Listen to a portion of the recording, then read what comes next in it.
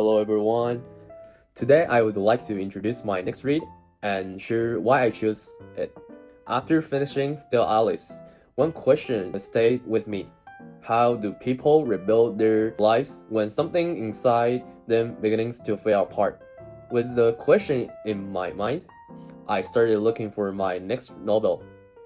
Thus, when I came across a book that felt closely connected to the idea, the novel is called Eleanor Oliphant is completely fine. The main character, Eleanor, always says that she's fine, but the words feels more like a shield hitting the emotional pain she carries. Through her strict routine and her quiet, isolated life, we can sense how much distance she has placed between herself and the world. The gap between what people say and what they really feel is something we all recognize, and the very realistic theme is what first caught me attention. Now I would like to talk about why I choose this novel. I choose this book mainly because it shares important themes with Still Alice. Alice experiences loneliness as her memory and sense of identity slowly begins to fade. Eleanor does not have Alzheimer's, but her past trauma and long-term isolation create a very similar feeling or disconnection. For me, loneliness is not a weakness. It's something that naturally apart when we try to manage relationship while also protecting our own values. This novel looks at the universal question of how people face loneliness and how they move forward. Reading Still Alice made me want to read another story, the focus on a person's inner change. That's why choosing this novel felt like a natural next step for me.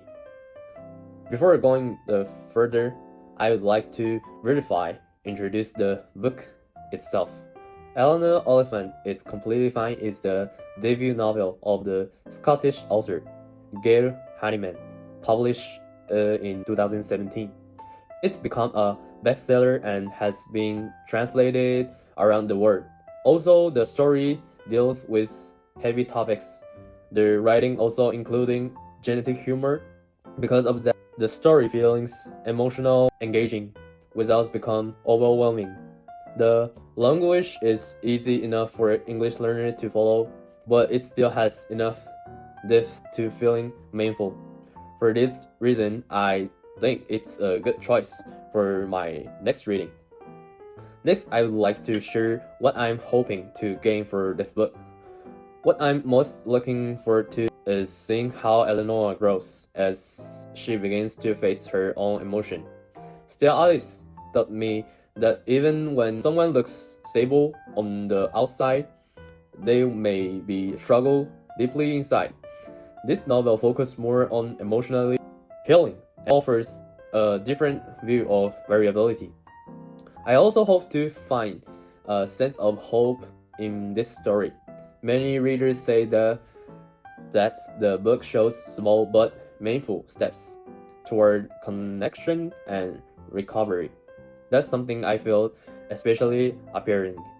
Before I finish, there's one more reason this book stayed with me.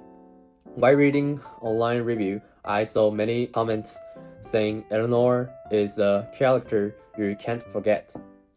Even short quotes for the book showed the surprising emotional depth and made me even more curious.